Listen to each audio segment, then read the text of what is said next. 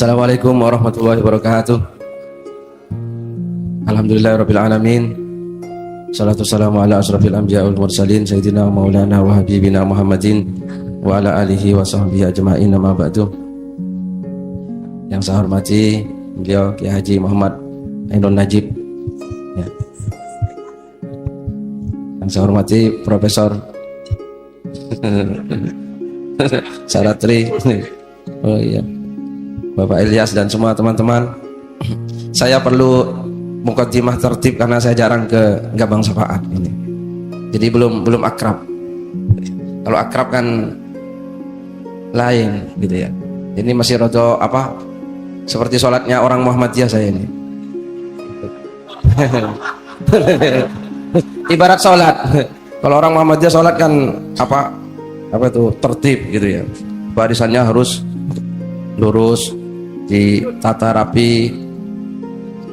Nah ya gitu ya, pokoknya aturannya sangat protokoler gitu loh ya. Protokolernya tuh ini karena beda dengan NU.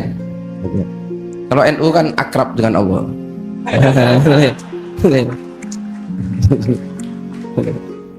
Sehingga apa tertib administrasi ini tidak begitu penting loh ya.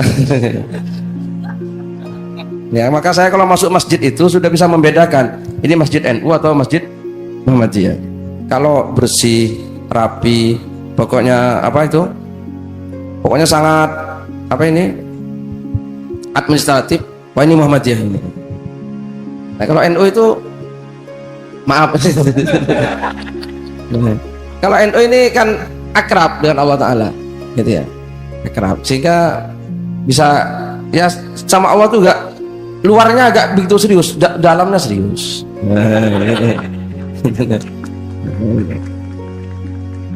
Maka kan beda, kalau orang NU kan suka sarungan seperti saya. Iya, sarungan. Nah iya.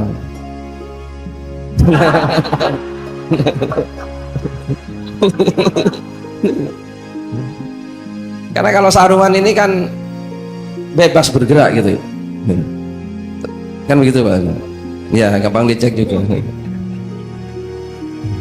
Jadi maaf ini saya rodo administratif tadi pakai kata-kata mukaddimah yang serius karena ini saya merasa masih kurang begitu akrab ini. Ya, kurang familiar. Itu ya. Apa yang mau saya sampaikan tadi? Oh iya. Ya, jadi urusan protokoler gak usah dibuat pertengkaran ya. Ya, masalah sholat itu protokolernya gak usah pertengkaran. Yang penting hatinya. Gak usah tarung-tarung terus pakai sarung sholat, pakai celana itu boleh apa enggak gitu ya. Jelas menurut fikih yang saya pahami, kalau sholat pakai celana itu tidak boleh. Oh iya. Masa celonan. Nah iya, kalau sebelum sholat pakai celana baru sholat boleh. Kalau sedang sholat pakai celana ya tidak boleh. Ya sudah gitu. Ya baik, saya mau paham ya. Bukan hanya pakai celana yang tidak boleh, pakai sarung juga gak boleh.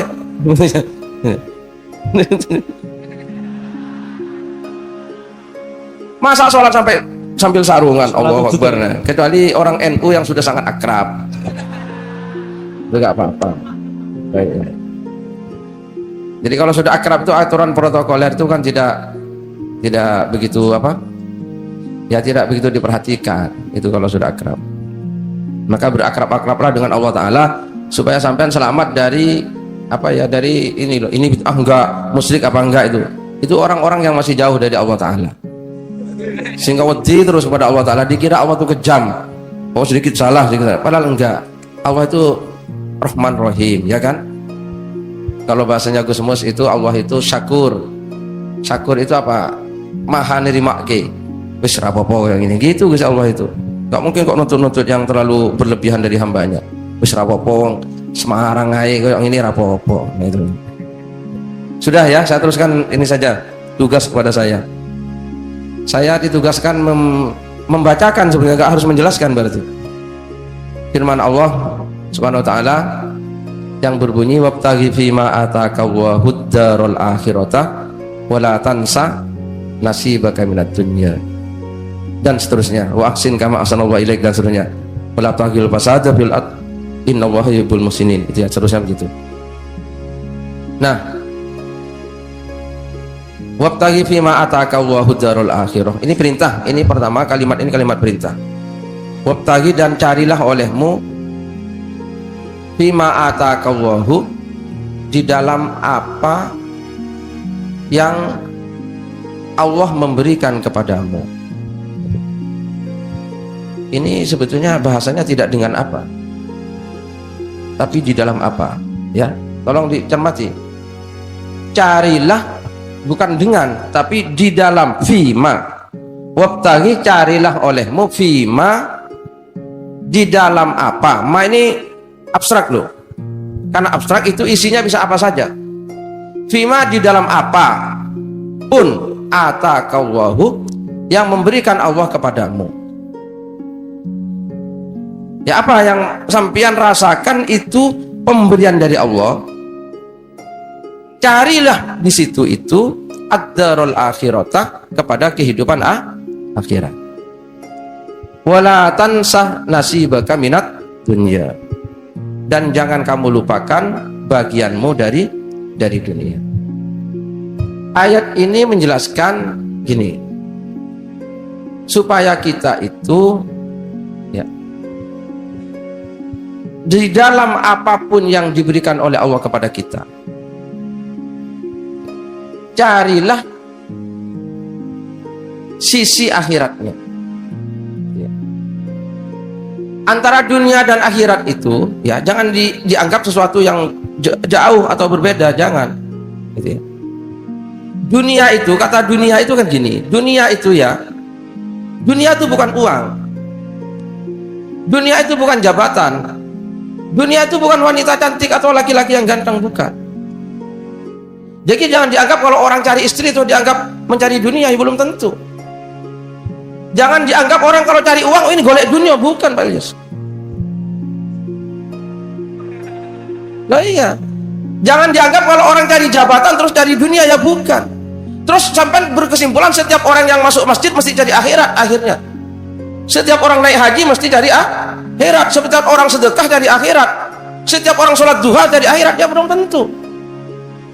Nah ini tolong bisa dipahami di sisi, jangan materialistik gitu ya. Orang kan terkadang begini, golek dagang, wah ini golek dunia, ya belum tentu.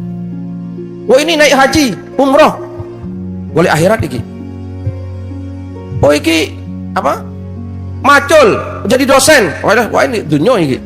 Apalagi Universitas Negeri Semarang, bukan UIN. Dosen dunia ini berarti ini. Golek dunia. Nah, terus kalau dosen di Universitas Islam Negeri apa sini? Wali Songo, akhirat iki. Tidak seperti itu, ya, tidak. Kan tidak, ya apa enggak? Terus kalau orang sholat pasti golek akhirat, apa begitu? Kalau sampean sholatnya husuk gara-gara Muhammad ditagih hutang, ya Allah, tolong ya Allah 100 juta. Ya ilmu golek 100 juta itu gak golek Allah Ta'ala, ya kan? Ya Allah, mudah-mudahan segera dapat jodoh ya Allah, tak sholat 100 rakaat, ya mau golek jodoh itu. Tapi golek jodoh pun belum tentu dunia. Nah itu ya. Maka tolong ini dicermati.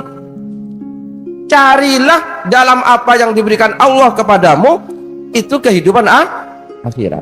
Yang diberikan oleh Allah kan banyak. Ada yang diberi, pertama badan kita, kesehatan kita, pikiran kita, hati kita, ilmu kita, termasuk uang, termasuk kursi.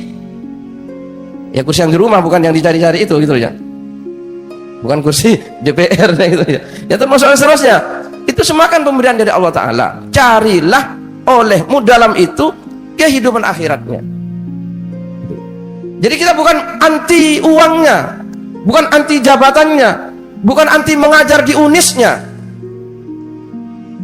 Unis. Unis saya. Tapi Pak Ilyas, carilah dengan mengajar itu akhirat. Gak harus di UIN. Gak harus mengajar mahasiswa, dan ngajar mahasiswi juga gak apa-apa. Tapi carilah akhirat. Itu pesan Allah Ta'ala. Nah ini nanti biar beliau yang menjelaskan ini apa bedanya akhirat dengan dunia. Ini jangan sampai keliru, jangan sampai dipisahkan. Barang satu, nah teh ini bagi Pak Ilyas bisa jadi dunia, bagi saya akhirat. Padahal teh satu. Oh, iya. Rokok satu, misalnya sedot berdua, mungkin bagi Pak Ilyas jalan ke neraka, bagi saya jalan ke surga. Ini, loh iya bisa seperti itu. Maka jangan materialistik sampean. Jangan karena satu rokok berdua, terus besok kira-kira sama-sama masuk neraka, belum tentu. Bisa jadi sini neraka, saya surga, kan begitu. Atau sebaliknya surga semua. Itu seperti itu ya. Tolong dicermati. Karena ini sekarang banyak orang berpikir itu materialistik. Ya apa enggak? Materialistik. Berpikir kehidupan serba materialistik, termasuk masalah surga neraka materialistik, masalah dunia akhirat juga materialistik. Lek wis pecian, sarungan, surbanan kiai, belum tentu. Bisa jadi yang kiai yang nggak pakai peci. Nah, kan gitu. Maka orang gila tadi yang mencari kiai-kiai, mudah-mudahan kiai orang gila yang materialistik sehingga salah sasaran. Dikira kiai padahal jebolan bajingan, dipateni tenan nggak apa-apa. Nah itu ya. Lo ya kan? Iki surbanan iki. Oke, kiai iki. Nggak apa-apa, patenono. Wong nyatanya bajingan. Nah itu. Mudah-mudahan orang gilanya materialistik sehingga salah sasaran. Gitu ya. Oh iya, yang kiai tenanan yang mana ini jangan materialistik loh. Gitu ya. Dan itu ya. Wabtaghi fima ataka Allahud darul akhirah wala tansa nasibaka minad dunya. Carilah olehmu di dalam apa yang diberikan Allah kepadamu, carilah kehidupan akhirat dan jangan kamu lupakan dunianya. Itu Pak Ilyas. Misalnya bojo, itu Pak Ilyas ya. Bojo harus sampean nikmati ke akhirat. Boleh sampean sedikit saja dunia. Ya rapopola. Nah itu saja. Itu saja. Itu walatan sana sih bagan. Itu. Oh iya. Itu bagian dari surga itu. Itu ya, gitu. Gitu ya, oke? Itu tugasnya. Ini nanti bagaimana supaya ini menjadi dunia, bagaimana menjadi akhirat. Ini kita diskusikan nanti. Gitu ya. Yang kedua tugas saya apa tadi? Nah, faman kanat hijratuhu, ini kan sabda Rasulullah ya. Ketika dulu gini, Rasulullah kan hijrah bersama para sahabat gitu ya. Sahabat ada yang lebih dulu, ada yang bersama Rasulullah yaitu Sayyidina Abu Bakar, ada yang setelah Rasulullah. Sama, jarak yang ditempuh sama. Dari Mekah Madinah itu kurang lebih 450 km lah, atau sampai 500 lah, kurang lebih ya. Kalau kurang lebih gak ada salahnya, bukan tidak pasti. Kan kurang lebih gitu. Nah itu kan sama yang ditempuh. Nah begitu sahabat-sahabat sudah kumpul semua di Madinah, Rasulullah tiba-tiba bersabda di depan para sahabatnya gitu ya. Sabda Rasulullah SAW gitu ya, innamal a'malu bin niyyah. Sesungguhnya perbuatan itu tergantung niatnya. Kamu semua sama hijrah, jarak yang ditempuh sama, mungkin rekosonya sama, tapi nilainya di hadapan Allah tergantung niatmu semua. Faman kanat hijratuhu ilallah wa rasulihi fa hijratuhu ilallah wa rasulihi. Sabda Rasulullah, barang siapa yang hijrahnya kepada Allah dan Rasulnya, maka hijrahnya kepada Allah dan Rasulnya. Wa man kanat hijratuhu limra'atin yankihuha au dunya yusibuha fa hijratuhu ila ma hajara ilaihi. Sabda Rasulullah, barang siapa yang hijrahnya karena untuk menikahi wanita atau karena untuk mengejar dunia, maka meskipun jarak yang ditempuh sama, rekosonya sama, tapi hijrahnya dia ya menuju dua yang tadi. Itu karena ada sabda Rasul begitu, itu karena ada seorang sahabat yang hijrah bersama Rasulullah itu karena ngobrol perempuan, dan Rasulullah tahu gitu ya. Jadi karena ada seorang perempuan yang dicintai hijrah ikut Rasulullah, dia gak kerasan di Mekah. Wah piye iki? Yang saya cintai kok ikut Rasulullah ke Madinah, maka dia itu hijrah juga. Maka Rasul bersabda seperti itu di depan sahabatnya. Nah, gini, saya kan hanya suruh membacakan ya. Jadi gini, termasuk nanti yang membedakan ini apakah dunia atau akhirat, salah satunya loh adalah niatnya, kan begitu berdasarkan ayat tadi. Jarak yang ditempuh sama, yang dilakukan sama, tetapi yang satunya bernilai jangka panjang ukhrawi, yang satunya karena kepentingan jangka pendek. Dunia itu artinya, dunia itu bahasa Arab, dunia itu artinya satu rendah ya, rendah.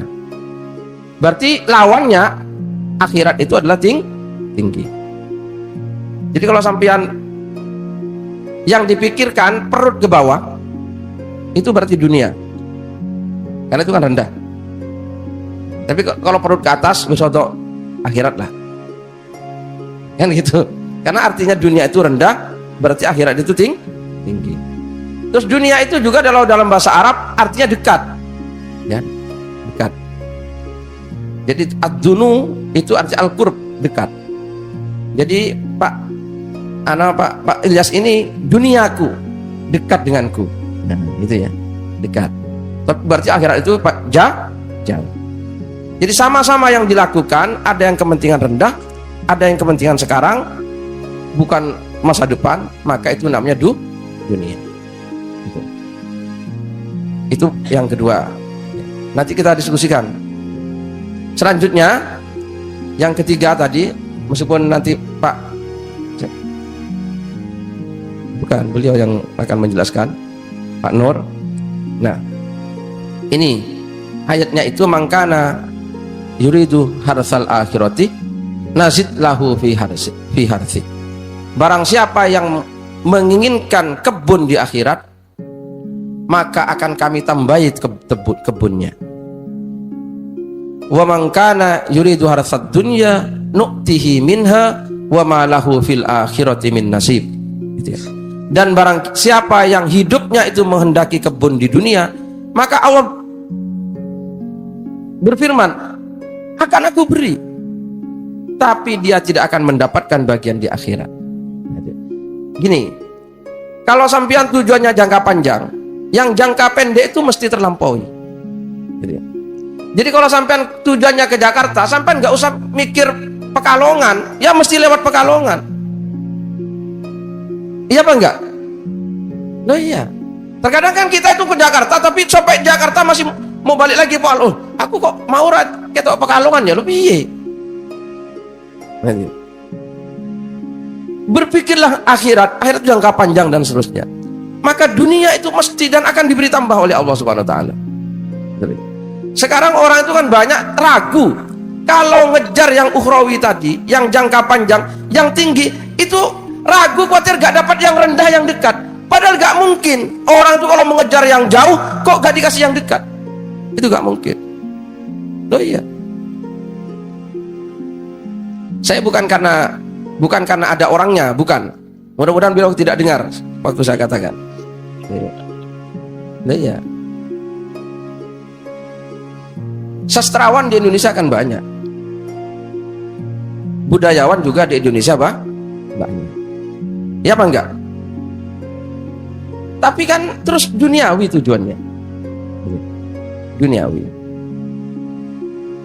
Karena duniawi yang dicapai juga dunia dekat dan pendek. Sampai lihat penyanyi-penyanyi yang musiman itu, dia eksis paling hanya berapa bulan. Ya apa enggak? Setelah itu dia mati begitu saja. Kenapa? Karena dunia tadi yang dikejar. Dunia itu yang pendek, yang dekat. Dan banyak juga sastrawan dan budayawan dan seterusnya, orang-orang pemikir lah dan segala macamnya. Karena beliau ini ya sastrawan, ya budayawan, ya pemikir, ya filosof, ya dan semualah. Gitu ya. Tapi karena panjang, siapa yang bisa mendatangkan kayak sampean sampai nanti jam 3 malam ini? Ini sampean, kalau beliau ini ketemu sampean karena untuk dapat kursi DPR, ini harus nyangui minimal 100.000 per orang. Ya apa enggak? Dan itu pun belum tentu mau. Ini sampean kan enggak disangui, sampean sanggup sendiri. Datang sendiri, bahkan ngejar ke sana kemari. Ini ada yang kemarin di Jogja ada, besok di Pati ada, di Surabaya ada, di Jombang ada. Piye iki? Kan enggak rasional. Ya Pak, nah ini ada di mana-mana ini. Ini bawa sendiri kan? Sanggup kan? Termasuk bawa pistol sendiri kan? Nah iya kan? Nah, ini kalau yang dikejar itu akhirat. Dan ini tidak mungkin dicapai oleh siapapun kecuali orang yang punya cita-cita sama atau lebih dari itu. Tidak mungkin. Tidak mungkin. Gitu loh ya. Karena janji Allah tadi, barang siapa yang menginginkan akhirat, akan aku tambah kebunnya. Bukan hanya seperti keinginannya lebih. Ini juga tidak dipikirkan oleh beliau. Gitu ya, tidak dipikirkan. Ya apa enggak? Dan sampean nggak usah berpikir beliau untuk menjadi presiden Indonesia. Ini sudah melebihi Indonesia ini. Presiden-presiden yang ada itu paling hanya 5 tahun, 10 tahun Pak Ilyas. Kalau ini berapa ratus tahun nanti kepresidenannya? Loh iya. Sampai hari kiamat. Ya apa enggak? Coba sampean pikirkan itu. Maka sampean mumpung sekarang sampean masih muda, berpikirlah ke sana. Maka sampean akan dikasih yang lebih oleh Allah Subhanahu wa taala. Gitu loh. Dari apa yang sampean pikirkan. Kalau sampean itu hanya punya cita-cita ke Pekalongan, tapi karena sampean diakhiratkan, sampean akan tekan Sumatera. Loh iya. Oleh Allah akan mendorong sampean ke Sumatera. Gitu loh ya. Tapi kalau sampean dunia dekat, pendek keinginannya, sampean ingin Pekalongan paling sampean sampai sini, baratnya Semarangnya apa? Kendal paling sampean. Itu pun sudah ngos-ngosan. Oh iya, maka ayo ke sana. Itu janji Allah, barang siapa yang menghendaki akhirat, maka Allah akan tambah kebunnya. Gitu ya. Apa yang sekarang diberikan Allah kepada beliau, ini belum pernah loh diberikan kepada orang lain di Indonesia. Sampai buka lembaran sejarah Indonesia, pernah ada seperti ini. Gento-gento mau kumpul di masjid kayak ini. Loh ini paling sulit kumpulkan anak kayak ini Pak. Paling sulit.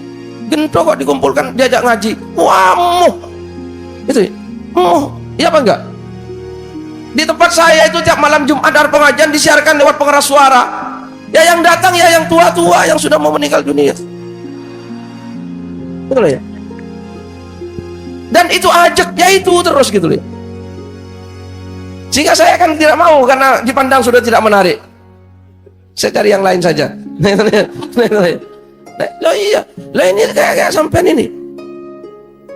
Ini masih muda-muda semua. Ini kan mestinya orang-orang yang tidak senang ngaji sampean.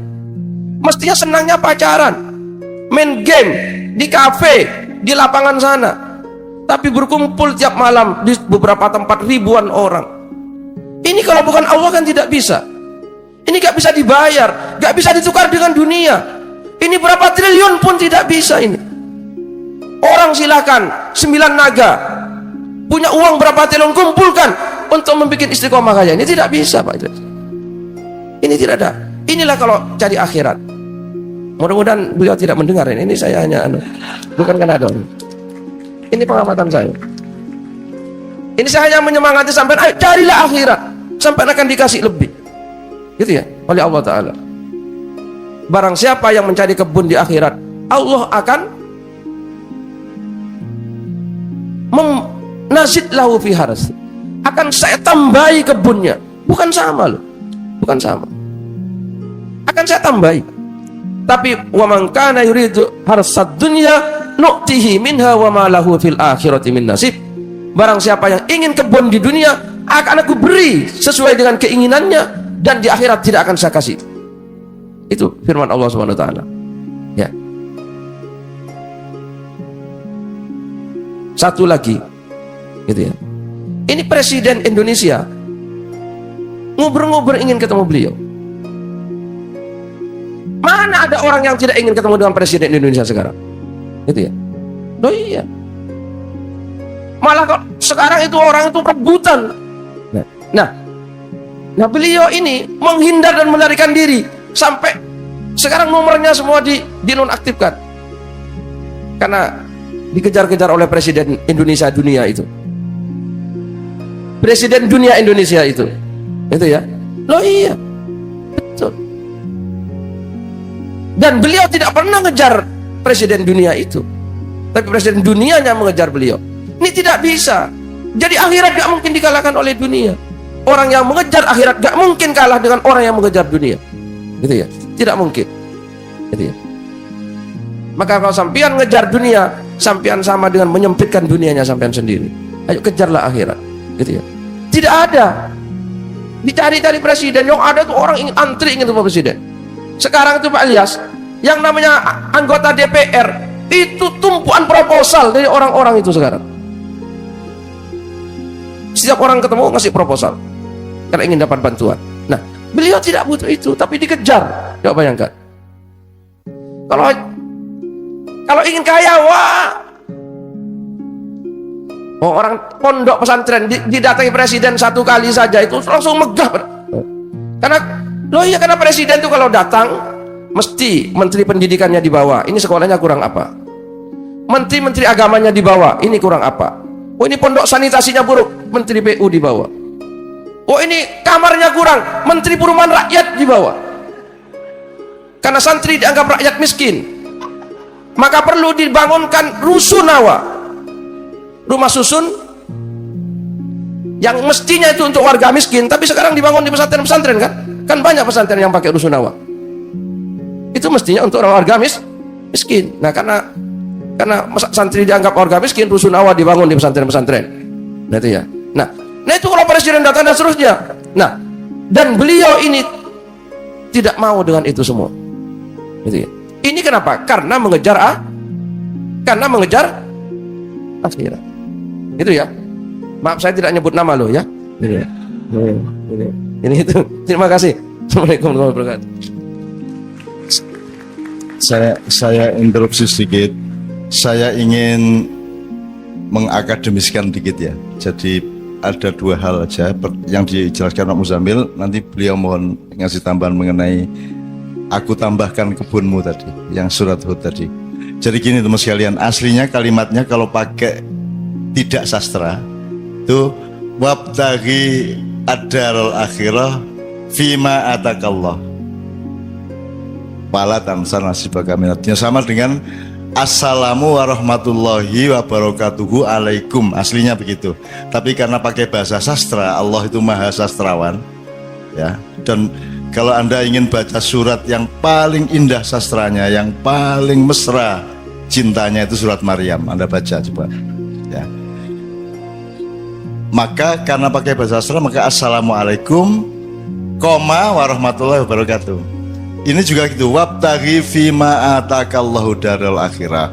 Aslinya, bukan aslinya, maksudnya kalimat lugunya wabtaghi darul akhirah fima atakallahu ya, fima atakallah wala tansa nasibaka minad dunya. Ini yang ingin saya tekankan kepada teman-teman. Mulai hari ini Anda itu jangan salah kalkulasi terhadap hidup Anda. Jadi ini nomor satu, Anda jangan memprimerkan yang sekunder, jangan mensekunderkan yang primer. Jangan mengkakikan kepala, jangan mengkepalakan kaki. Gampangannya gitu. Nah, kalau melihat perintah Allah, kata Muzamil itu perintah wabtaghi. Itu perintah, bukanlah anjuran. Carilah dimensi akhirat, gitu ya.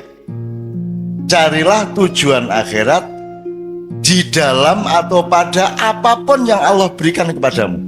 Dikasih duit didoleki akhirate, kayak bojo doleki akhirate, kayak penggawean doleki akhirate, itu maksudnya begitu.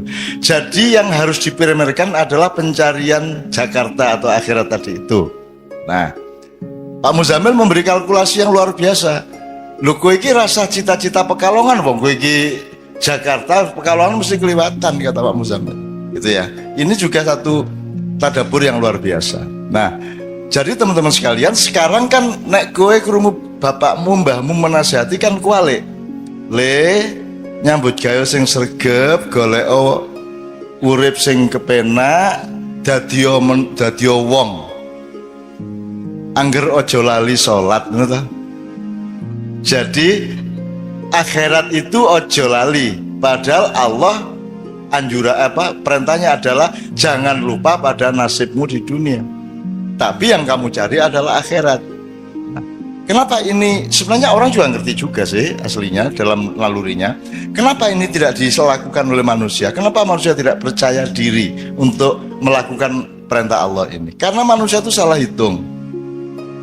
Dipikirnya kalau Anda mencari Allah, ridhollah, akhirat, Anda rugi secara dunia. Anda mau perbandingkan dunia dan akhirat. Nek kowe golek akhirat kowe rugi dunya, nek kowe golek dunya rugi akhirat. Salahnya di situ. Padahal Pekalongan yang disebut dunia tadi adalah bagian dari perjalanan Semarang ke Jakarta. Jadi kalau Anda mencari akhirat, itu Anda bukan hanya tidak rugi dunia, dapat tambahan dunia. Dapat tambahan seumur hidup. Tadi saya cerita banyak di layatan, di takziah tadi kepada Pak Muzamil mengenai hidup saya sejak kecil. Saya tidak peduli, saya tidak sedih diusir dari pesantren Gontor. Saya tidak sedih dikeluarkan dari sekolah dan seterusnya. Saya tidak pernah frustrasi karena masalah-masalah keduniaan.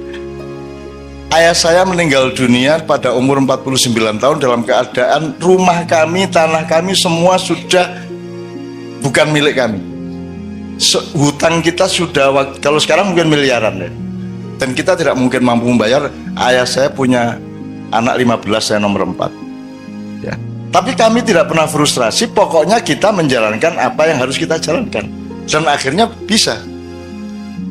Normalnya kalau saya pakai kalkulasi dunia, begitu ayah saya meninggal, sertifikat hilang, rumah hilang, semua hilang. Dan ibu saya dengan bayinya hanya tidur di atas tikar dan tanpa bantal. Jangankan kursi, jangankan kayu, jangankan almari, semua sudah dijual untuk makan. Tinggal tikar dan sewek. Jadi kalau berdiri sewek tinggo gendong anak, nek turu ya sewek tinggo bantal. Itu ibu saya. Tapi saya tidak pernah mengalami frustrasi dengan keluarga saya dalam keadaan semiskin kaya apapun. Karena miskin dan kaya itu tidak dengan kalkulasi seperti Anda menghadapi dunia. Sing ngarani ngono ki melarat sapa? Sing ngarani nek duwe mall ki sugih ki sapa? Wong kan duwe mall siji isih kepengin loro berarti melarat dek isih kepengin meneh. Lagi niki ra duwe apa-apa malah ora pengen apa-apa. Gitu loh. Karena saya sudah cukup, semuanya sudah cukup. Jadi tolong logika dan kalkulasinya dipikirkan lagi, bercermin, menimba dari cermin tadi itu, dipikirkan lagi. Contohnya Pak Muzamil sudah mengatakan maknya. Teman-teman sekalian, coba ini redaktur maknya sebenarnya sudah mengumpulkan teman-teman penulis untuk mendata saja. Anda tahu sekarang maknya itu di mana-mana, di Kalimantan, di Korea, di Batam, di Lampung, di Jawa Barat, di banyak kota, di Jawa Tengah, Jawa Timur, banyak sekali. Saya tidak mengatakan itu keberhasilan. Ada orang ngelompok kayak ngene iki nganti jam 3 esuk, itu tidak mungkin ciptaan manusia. Jadi jangan pernah mengatakan copyright Ma'iyah adalah M. Ainun Najib. Tidak, saya tidak mampu bikin Ma'iyah.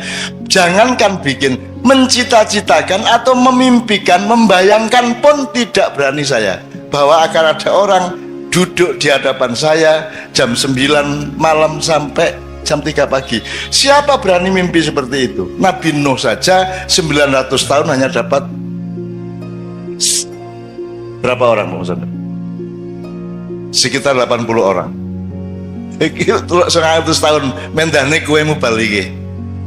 900 tahun bayangke kuwi berarti 9 tahun untuk siji. 90 tahun. Enggak ya? Sementara gini, jadi ada kalkulasi lagi. Sehebat-hebatmu mencapai sesuatu, menumpuk uang, menumpuk harta, mendaki kursi kekuasaan, sehebat-hebatnya pencapaianmu, bisa nggak dibandingin dengan pemberian Allah kepadamu? Kalau ibarat semua pencapaian hidup manusia itu setetes air, maka pemberian Allah kepadamu adalah 7 air lautan yang tidak pernah kering, meskipun kamu makan dan kamu minum terus menerus. Jadi sehebat-hebat apa yang bisa saya capai di dunia, sepinter apapun, sedahsyat apapun saya ini, tapi tidak bisa mencapai 0,1% dibanding yang Allah kasih kepada saya. Contohnya Ma'iyah ini.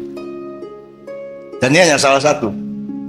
Kita sudah mendata macam-macam yang Allah kasih kepada saya, ya. Meskipun saya tidak boleh memakannya sendirian, dan Anda memakannya beramai-ramai seluruh dunia. Aku dhewe rawani gawe kaya ngene iki sapa? Aja meneh kok Ma'iyahan orang nganggo panggung. Ora ana wong sak donya, Mas. Acara kok langsung dep-depan ngene iki, ora ana. Tur ora ana hiasane kek opo kek ora ana. Ora ana kembang pot ning kene apa ora ana.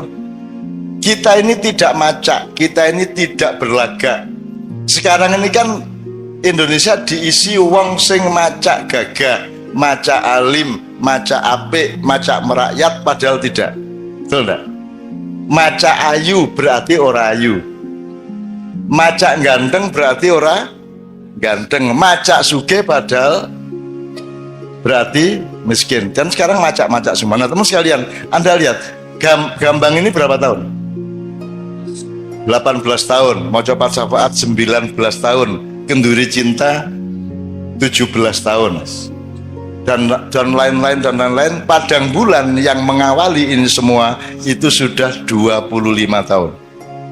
25 tahun. Anda bisa hitung. Sekarang Anda minta tolong teman-teman IO atau akuntan, hitung biayanya. Nggak usah biaya seluruh Ma'iyahan, biaya perjalanan saya. Biaya perjalanan saya untuk Ma'iyahan selama 25 tahun ini. Bensinnya berapa, sangunya berapa, sapi turute. Pernahkah kita mikirin biaya itu? Pernahkah kita? Allah kasih semuanya. Allah memberi orang jurono udan duit ya orang. Tapi melalui cahaya yang disinarkan kepada hatimu, sehingga ada sing urun di kaca itu ono sing ben kaca nggawa karpet. Coba. Jadi karpetnya kaca itu uga banget. Iki suwe-suwe dadi agen karpet di Ma'iyah. Karena dia bersyukur. Dan kalau ini yang kelihatan mata aja luar biasa rahmat Allah yang saya tidak mungkin mampu membuat, teman-teman sekalian. Tidak mungkin. Ya. Belum lagi yang aneh-aneh. Jamaah Ma'iyah yang bukan jamaah Ma'iyah langsung itu jumlahnya mungkin 1000 kali lipat daripada jumlah jamaah Ma'iyah yang saya bisa lihat. Dan yang namanya YouTubers itu, ya Allah, kuwi ya wong Jawa, ya wong Batak, ya wong Sunda, ya wong Madura, ya Cina, ya bule, ya wong Arab, ya Sunni, ya Syiah, macam-macam, ya congklang, segala macam. Mereka jamaah Ma'iyah, termasuk kiai-kiai. Dan ada yang anak dari Semarang kalau tidak salah, Semarang apa Solo, itu Ma'iyahan ke Jombang itu naik motor sendirian, dan dia masih SMA kelas 2 beragama Katolik. Kalau Anda lihat Ma'iyahan di mana-mana banyak anak-anak kecil ikut, dan mereka tidak tahu kue kurumono cacilik. Orang tahu tak? Orang tahu. Pernah kamu melihat ada Ma'iyahan pakai penjagaan keamanan? Al-Bansur wal Kokam? Tidak pernah ada. Saya hormat kepada teman-teman Banser, Kokam, Satgas PDIP dan seterusnya. Tapi di Ma'iyah ini kita tidak mengancam siapapun, sehingga tidak perlu ada yang menjaga. Karena kita yang akan menjaga semuanya. Dan penjagaannya tidak karena kehebatan silat Anda, penjagaannya karena Anda kesini ini untuk mencari Allah dengan hati yang penuh keikhlasan. Maka itu adalah keamanan yang seaman-amannya. Terakhir, tolong teman-teman ikut mendata, Mas. Saya itu tiap hari, ya Allah, saya tuh sampai kadang-kadang tidak berani berdoa loh. Lah kurang apa tuh Gusti Allah ngasih saya itu? Saya lihat orang jilbaban, aku merasa swarga kui. Karena dulu saya memperjuangkan jilbab habis-habisan. Pak Ilyas tahulah. Bagaimana dulu tidak ada orang pakai jilbab. Sak kota belum tentu orang 5 pakai jilbab. Dan saya memperjuangkan dengan keliling puisi dan drama lautan jilbab. Kowe iso mbayangke Indonesia dadi lautan jilbab. Saiki lautan ora? Lautan jilbab. Aku biyen kok wani ya ngomong lautan. Mongko kudune jedeng wae ra wani aku. Siapa yang ngasih aku kata lautan itu? Dan sekarang kalau aku melihat toko-toko Anissa, opo-opo, gue buatine sugih dodol jilbab, dodol barang-barang Islam. Royal, dan mereka tidak ingat bahwa saya adalah yang memperjuangkan. Royalti terbesar saya adalah karena mereka tidak tahu perjuangan saya. Itu royalti terbesar. Begitu aku merasa, loh kamu kok tidak menghargai saya? Begitu aku punya perasaan seperti itu, Allah, loh kok orang kelingan aku toh, kan gitu. Di Jogja itu di Jalan Ahmad Dahlan itu, Mas, ada deretan warung-warung oseng-oseng mercon. Jadi aslinya itu ada penjual daging yang digoreng pedes sekali di depan PP Muhammadiyah. Aku nek mangkel hatiku karo pemerintah, aku sering makan siang di situ sehingga keringetan. Saking pedesnya terus tak sebut oseng-oseng mercon. Akhirnya koran-koran menulis oseng-oseng mercon. Akhirnya saiki Cino-Cino kabeh dodol oseng-oseng mercon. Dan mereka tidak tahu bahwa saya yang ngasih nama dan saya yang mengumumkan warung ini tadi. Dan saya jaga jangan sampai mereka tahu. Dan saya menjadi konsumen sekarang di situ tanpa mereka tahu bahwa saya adalah perintisnya. Alangkah indahnya kalau engkau berjasa kepada orang dan orang itu tidak tahu jasa Anda. Itu indah luar biasa. Kalau kamu habiskan jasa itu dengan mengumumkan yang di dunia, akhiratmu menjadi sempit. Kan gitu. Bahkan saya kalau difitnah orang, dibully, gempar, seru, heboh. Ajaran Cak Nun dihabisin sama Ustadz Abdul Samad. Jadi beratus-ratus adu domba, pembulian, motong-motong omongan saya, memanfaatkan untuk kepentingan ini, kepentingan itu. Teman-teman sekalian, tidak pernah aku sakit hati kepada itu semua. Tidak pernah aku sakit hati. Karena aku mendapat rezeki dari Allah dengan semua kejahatan kepada saya itu. Dengan saya menjadi berbuat baik ialah memohonkan maaf dan ampun kepada Allah, kepada orang-orang yang jahat kepada saya. Api orang jaluk ke ngapura wong. Mereka jahat membuat saya berbuat baik, memohonkan ampun kepada mereka. Jadi jangan pernah khawatir kepada balas dendam saya. Andaikan pun saya santet pada suatu hari, itu untuk kepentingan akhirat. Santet yang terukur, misalnya dikei laler njero weteng, nulak lumayan tuh, orang loro toh, ming, apa tiga. Gue sing lanang-lanang ora payu rabi ono cawe kok seni kok ngremehke kowe tak buruki coba sapine. Kok tekan ngomong, ada, ngono kowe cah wedok terus kang kok ketok raiku ya sapa ya gitu berarti. Iki berarti sing nyantet iki berarti. Ini bukan hasil dulu, bukan hasil santet ya Mas. Oke. Jadi teman sekalian, kalkulasinya jangan salah. Jadi gini loh. Sekali lagi terakhir. Jangan dipikir kalau Anda fokus memprimerkan akhirat, lantas Anda kehilangan dunia. Coba saya ingin ini, kowe, ini saran saya kepada jamaahnya sekarang ini ya. Kamu jualan makanan, kamu bikin warung, ya. Fokus kamu itu apa yang kamu senangi untuk kamu jual atau apakah yang akan disenangi pembelimu? Gue nuruti karepmu apa nuruti karepe sing tuku?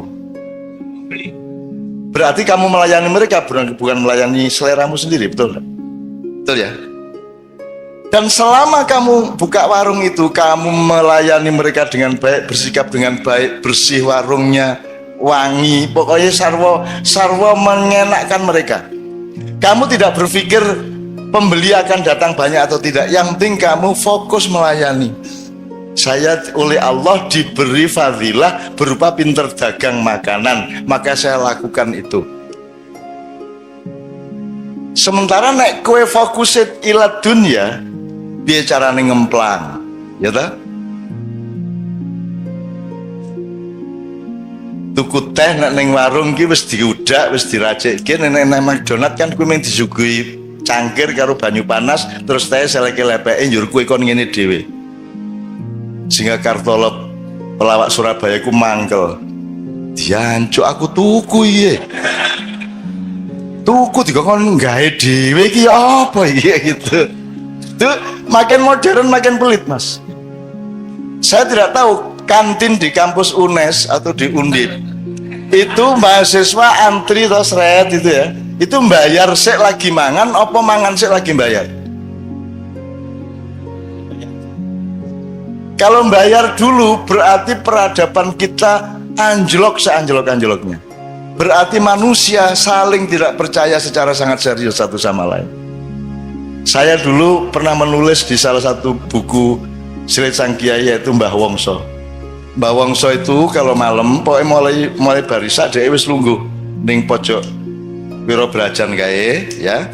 Pokok iki mikul saka ngomas iki kuno ini pikulannya di tengah, ditaruhin kompor sama meja, terus ini panganan-panganan, sego-sego kucing, kene jajan-jajan sak piturute, terus kompor gelas di sekitar dia. Jadi dia semalaman duduk di situ, tidak bisa berdiri. Terus nanti jam 10 bengi kan dia wis ngantuk, wong wis tuwa. Dadi engko dhek teh kalih Pak, nggih. Dhek ngeracik uruk ngantuk. Terus engko tangi meneh. Terus ngesoki panas iki banyu panas umep kayak disoki sret. Tengah-tengah ngesoki mengantuk, Mas. Terus sampai tumpah dari gelasnya itu nyiprat nang pupune lagi dhek tangi meneh ngono kae. Itu pokoknya nek arep ndelok hiburan gratis pokoke nang Mbah Wongso. Iki mesti ngontak ngantuk, mesti nginang-nginang kae mergo kecipratanku. Bagaimana orang jualan ngantuk semalaman dan dia tidak mengontrol tempenya habis berapa, Pak itu tadi ngabisin kerupuk berapa dan seterusnya, dia tidak mengontrol. Saya hidup ini tidak untuk berjualan atau mencari laba. Saya hidup ini menjalankan dharma bakti saya sebagai hamba Allah. Aku iso ning ngene iki tak lakoni ngene iki kanthi tenanan. Perkara kamu bilang makan tempe telu kok ngaku siji, kowe kerupuk 14 ngaku ming 4. Aku ndek kanca biyen kerupuk seneng banget deh. Dadi nek hitung-hitungan lem nasi berapa? 2,5. Teh 2. Kerupuk 19. Wakai mangan kerupuk. Dan itu saya zaman aku kaya sak umur gue ya padha wae melarat aku banding gue saiki gue iso tuku pulsa biyen ra ono. Jadi ada namanya warung Goa Hiro di Jogja itu. Kita sebut yang menyebut Goa Hiro itu saya mergo ning nggon cedak beteng kae ono sak keruwekan itu dodol tahu guling. Apa tahu guling? Ya tahu guling. Semacam tahu lontong kalau Jawa Timur. Saya sama teman-teman seniman makan tahu guling 3, apa kerupuk berapa, tempe berapa, teh berapa, kopi berapa. Terus Bu sampun Bu, jam 2 bengi kae. Nggih nak, napa mawon niki tahu gulungnya sekawan. Nggih. Teh panase sekawan tambah kopi kalih. Nggih. Tempene wau pira 7. Nggih. Kerupuke 20 nggih gitu ya. Wah nggih. Bon, pinten Bu? Napa wau?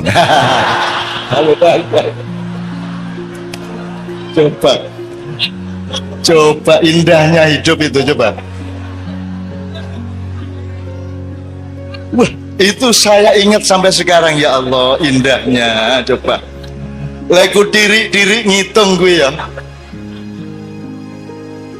Pinten Bu? Napa wau? Aduh ngitung meneh.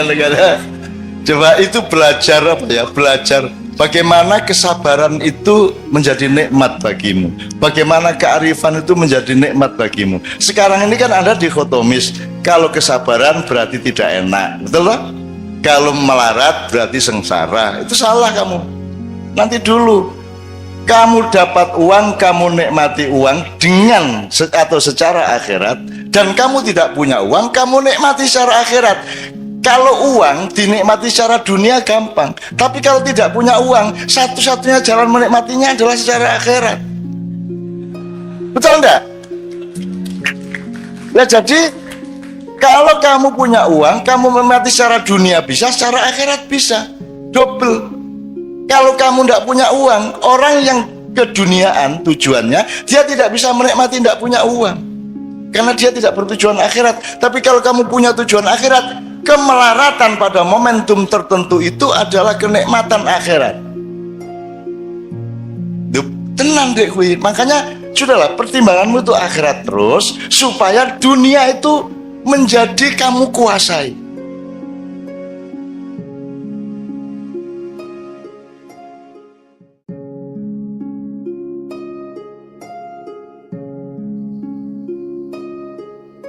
Assalamualaikum warahmatullahi wabarakatuh.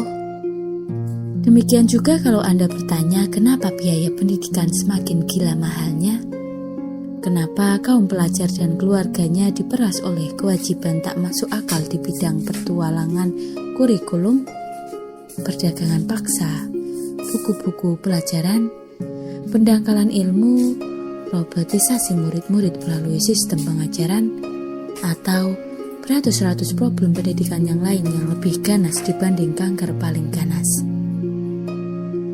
Jawabannya adalah karena Departemen Pendidikan adalah kerajaan dagang pendidikan dan menterinya adalah raja dengan wilayah kedaulatan dan skala kedaulatan yang sangat berlebihan. Segala keputusan tentang pendidikan selalu merupakan keputusan departemental, selalu merupakan keputusan pemerintah. Murid-murid dan orang tua mereka adalah ikan teri yang tiap hari dimakan dalam kenduri beramai-ramai oleh bos mafia perniagaan di seluruh jalur dan lini dunia pendidikan. Silahkan pandang dan pelajari Indonesia. Anda bisa dengan sangat mudah menemukan dan mendaftari ratusan bahkan ribuan problem di seluruh bidang kehidupan, yang tingkat keparahannya sangat tinggi, yang kadar komplikasinya hampir seperti persoalan mistik, karena sedemikian tak terurainya yang jangankan menemukan metode problem solvingnya, sedangkan merumuskannya saja pun hampir tak terkerjakan atau terjangkau oleh kumpulan segala ilmuwan yang didatangkan dari belahan dan sudut bumi sebelah manapun. Tak usah repot-repot memilih metodologi atau menentukan terminologi. Cukup bukalah saja kamus, urutlah pada setiap kata terdapat jenis permasalahan negara kesatuan Republik Indonesia. Bahkan kalau rasa, saya boleh mengungkapkannya dengan bahasa yang agak politik.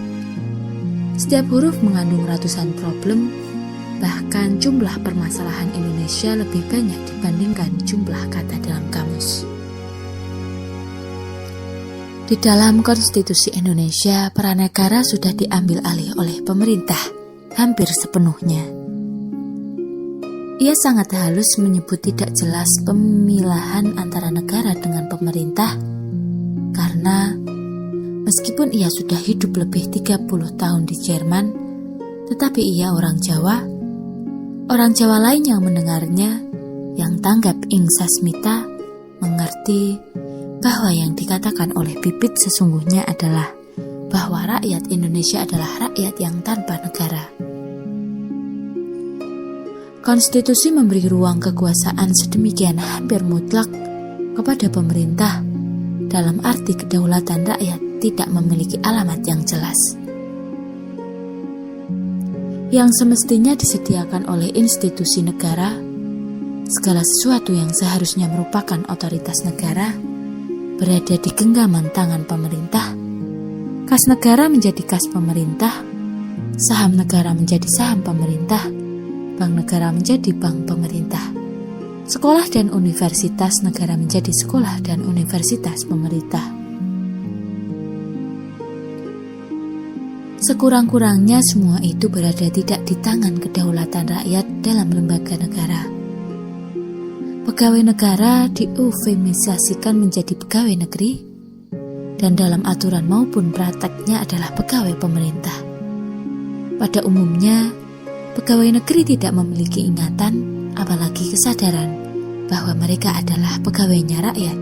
Dalam bingkai negara, merasa dirinya adalah pegawai dan bawahannya pemerintah.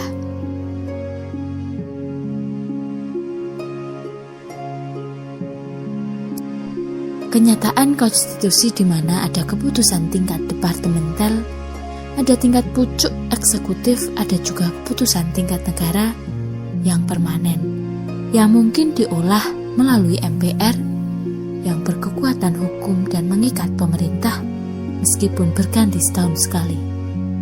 Entah soal pendidikan murah, perlindungan kepada tani dan buruh, kebebasan beragama atau apapun.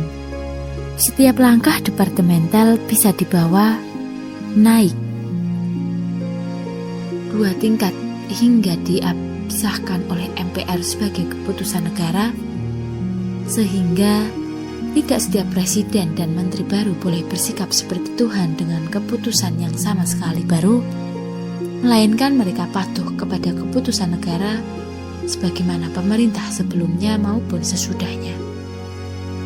Tentulah segala yang telah dituliskan oleh bibit wajib diikuti oleh sambutan demikiran, perhitungan kembali, kritisisme, analisis, dan pendalaman oleh siapapun yang cinta kepada kebangunan kembali kehidupan bangsa dan negara Indonesia, terutama oleh para pengarif hukum dan konstitusi.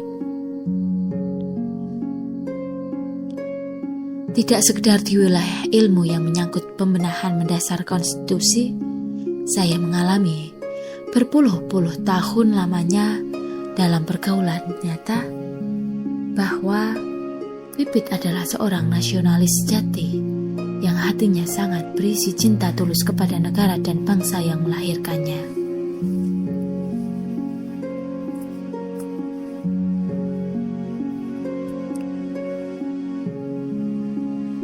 Dahsyatnya krisis yang dialami oleh bangsa Indonesia tidak berbanding lurus dengan tingkat munculnya kritisisme, progresivisme, tidak juga melahirkan rasa krisis atau sense of crisis yang sepadan dengan penderitaan objektif yang sebenarnya mereka alami secara total dan mendalam. Rendahnya rasa krisis diindikasikan tidak hanya oleh karakter kepemimpinan yang culas, namun lemah namun tak tahu malu, oleh praktek kepengurusan negara yang sangat tidak memfokuskan diri pada keharusan melindungi kesejahteraan rakyat, serta oleh beribu-ribu kejadian yang mencerminkan subjektivisme dan egosentrisme kelompok yang berkuasa. Rendahnya sense of crisis itu juga tampak pada puluhan bahkan ratusan juta orang yang menderita pada kehidupan bangsa Indonesia. Tidak ada ketersambungan rasa derita satu sama lain, sehingga sesungguhnya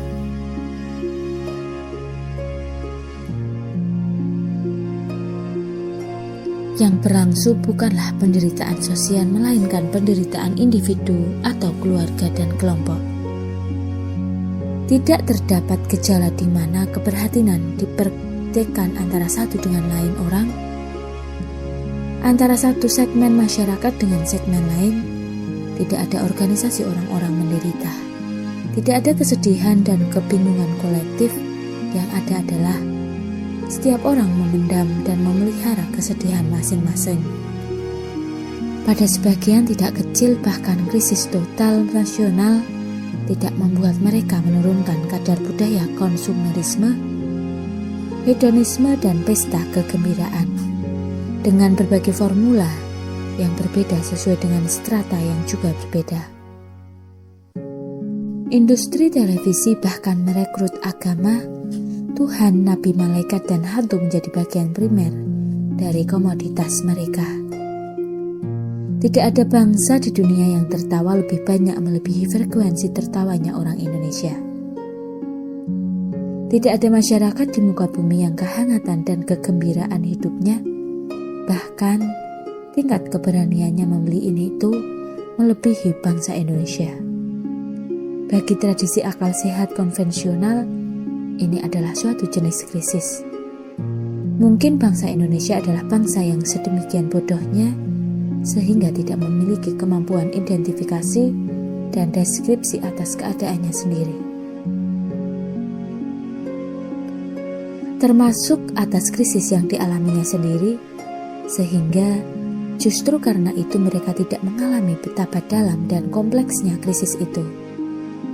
Seperti orang yang tidak paham hantu dengan konstelasinya, ia tenang-tenang saja lewat atau singgah di kuburan. Atau seperti orang yang tidak memiliki pengetahuan tentang penyakit, sehingga tidak berprihatin sedikit pun ketika di dalam badannya terdapat komplikasi penyakit yang pada suatu pagi akan membuatnya mendadak tak berdaya dan mati. Kalau orang mengerti hantu, maka ia akan ketakutan dan lari tunggang langgang menjauhi kuburan. Kalau orang tidak memahami penyakit, maka ia akan melakukan perlawanan, pemberontakan, pengobatan, dan segala daya untuk memisahkan penyakit dari dirinya. Tetapi salah satu krisis bangsa Indonesia adalah bahwa mereka punya tradisi bersikap acuh tak acuh terhadap hantu dan penyakit. Kemungkinan lain adalah bangsa Indonesia memiliki daya tahan dan kekuatan yang tak tertandingi dan tak terpahamkan oleh bangsa dan manusia manapun yang lain di permukaan bumi. Sedemikian kuat dan kebalnya sehingga mereka tak mengaduh ketika dipukul karena pukulan itu tak cukup menyakitinya. Mereka tidak meronta-ronta ketika dijerat dan dipenjarakan karena mereka tetap mampu membangun kemerdekaan subjektif psikologisnya di dalam penjara. Mereka tidak melawan ketika dianiaya, ditindas, disiksa, dicurangi, dibohongi karena tingkat penganiayaan yang mereka alami belum sepadan dengan daya tahan yang mereka miliki. Sekorup apapun pemerintahannya tak membuat bangsa Indonesia memberontak sampai kadar yang signifikan.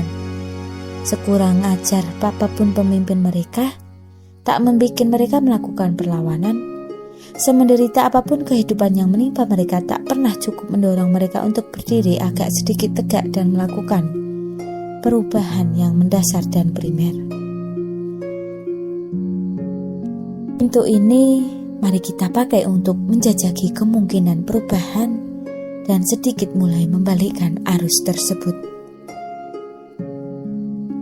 Dan saya berharap kesempatan seperti itu akan bisa kami lanjutkan karena bangsa Indonesia sungguh berada dalam keadaan mendasar yang tak ada kontinuasinya besok dan lusa. Dalam beberapa tahun ke depan, ini harus dipastikan akan dilakukan penjebolan, perombakan, dan perubahan yang habis-habisan. MH Ainun Najib. Sekian yang dapat kami sampaikan. Wassalamualaikum warahmatullahi wabarakatuh.